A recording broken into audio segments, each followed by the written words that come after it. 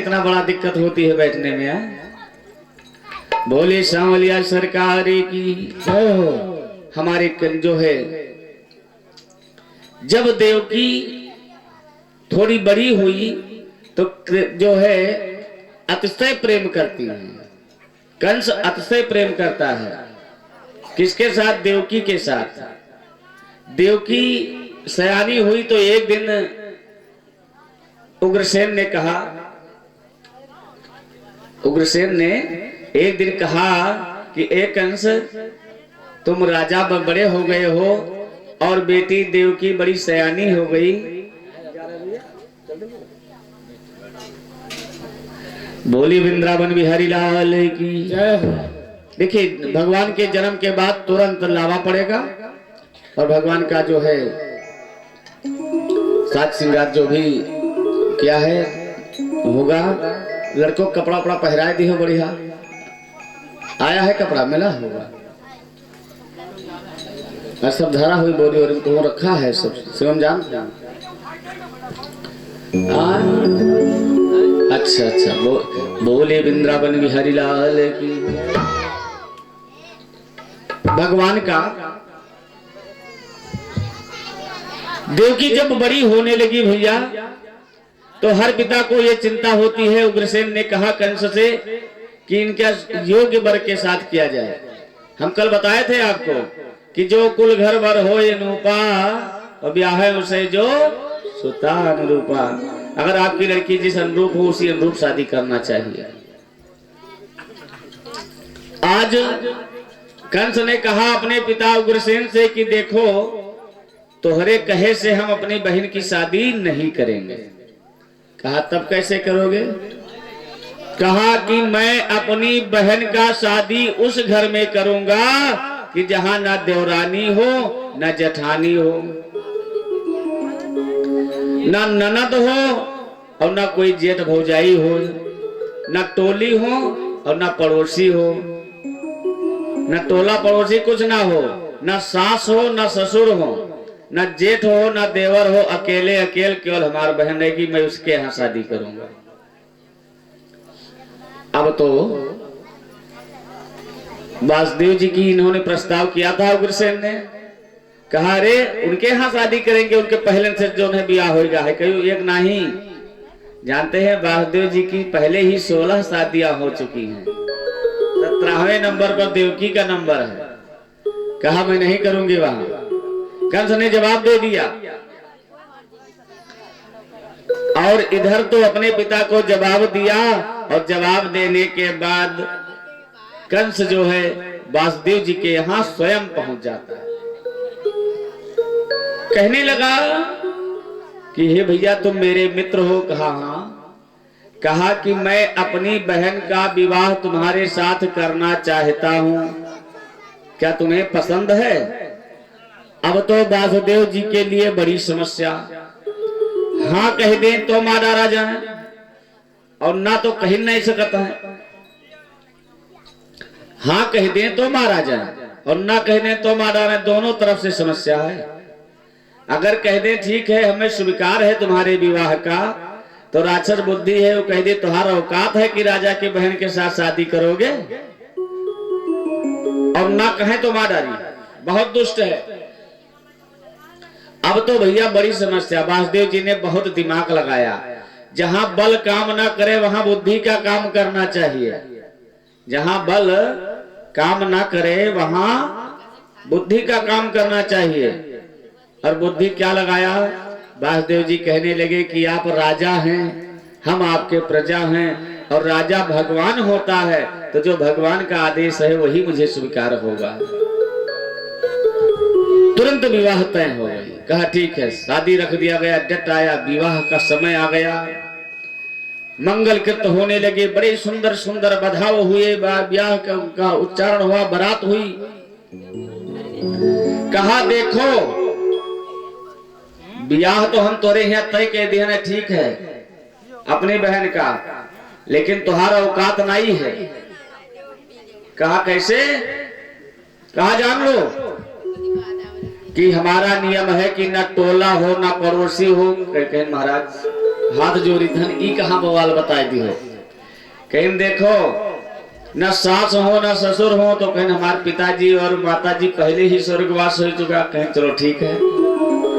कहा कि देखो न देवरानी हो न जेठानी हो, कहा तो इनका भगाओ। तो सबको तो वासुदेव जी अपने घर पर भेज दिया। नैहरे एक जोन है रोहरी जी थी जिनके कोई नहीं था, उनको ले जा करके अपने नंद बाबा के यहाँ कराए थे वासुदेव जी की तुम वहीं पर रहना। इधर कहा टोला पड़ोसी के चिंता छोड़ो, इनका तो हम उजाड़ दे रहे, परेशान ना हो। इतना बड़ा दुष्ट है कंस।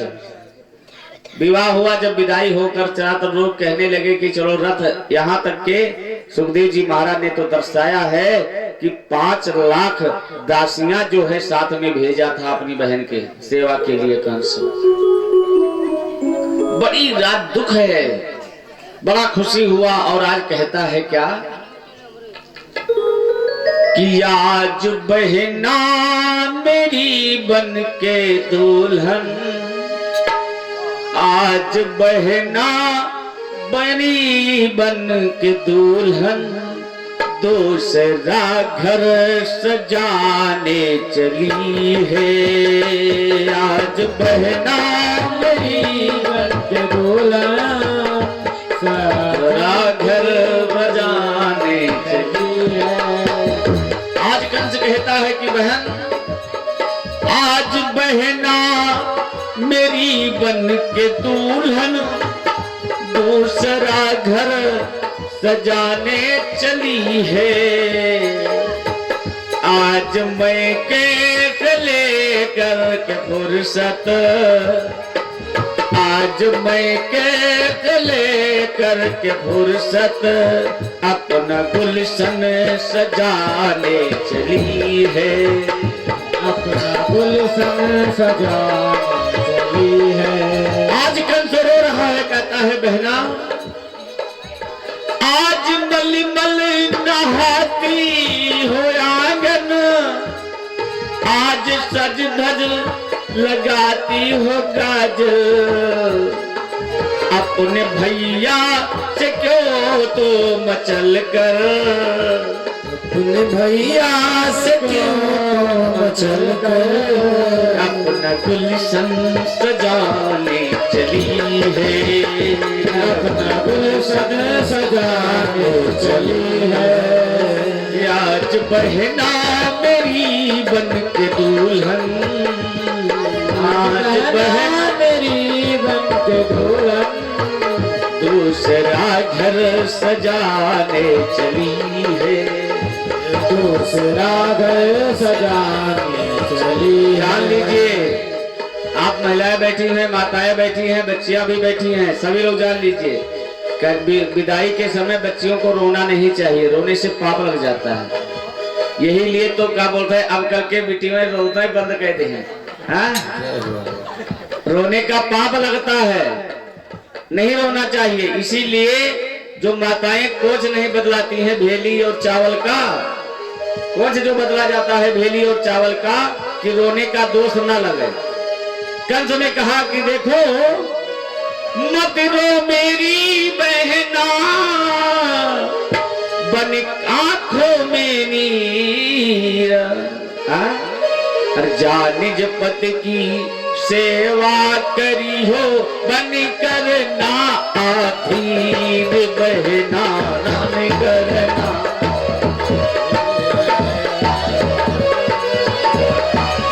कहा रोना मत, रोवे करती 5 लाख हाथी 5 लाख में जो है दासी दासियां, न जाने कितना दहेज हमने दिया है, मत रोना। और उनके औकात का है कि तोहरे तरफ आंख उठा के देख ली है, उनके तो सीताराम हुई जी। कितना बड़ा दुष्ट है कंस। और जैसे लेकर चला भैया, तैसे जैसे लेकर चला तैसे सुर न सुहाए अवध बधावा। देवताओं ने कहा, ए पापी कंस, पति प्रागरम कंसा भास सारी रेवक, अष्टमो गर्भो हंतो या बहु से बुधा। का एक अंश जितने प्रेम के साथ आज अपनी बहन को तो लिए जा रहा है ना, इसी का 8वां पुत्र ही तेरा काल होगा। अब जैसे मौत का समाचार सुना तैसे गुस्सा गया कंस, रोक दिया, कहा रुक जाओ। आकाशवाणी होने लगी। जैसे आकाशवाणी हुई तैसे कंस ने तुरंत तलवार निकाला और पहन पकड़ करके देवकी के बाल को रथ से जमीन पर पटक दिया। कहा इसी की सेवा सीताराम कर दो, फिर न लड़का होगा ना तुम्हें मारेगा कौन।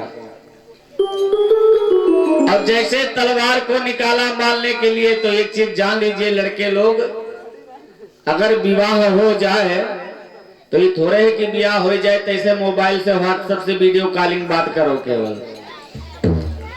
तुम्हारा कर्तव्य है कि यदि पत्नी दुख की अवस्था में हो तो पति का यह भाव होना चाहिए कि वो सेवा करे।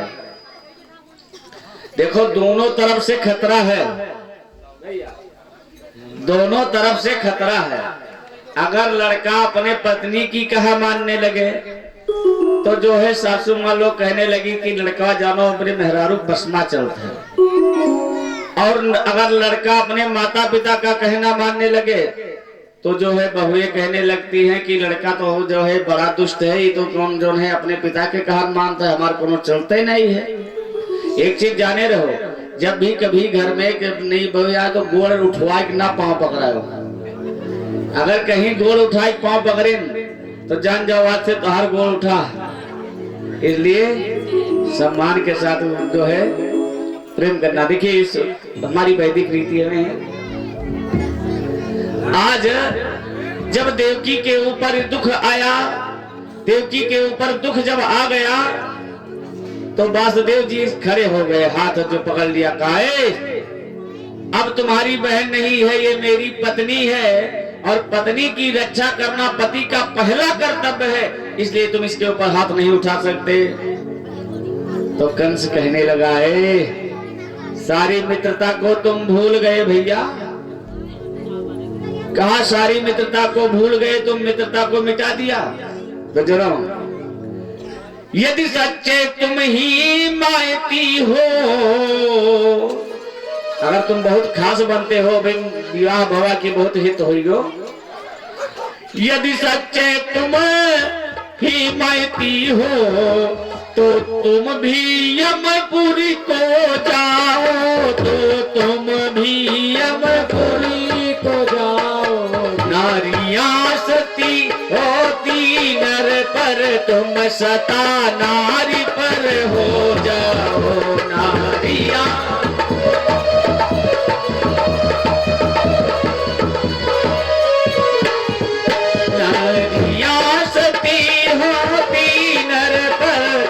सता नारी पर हो जाओ।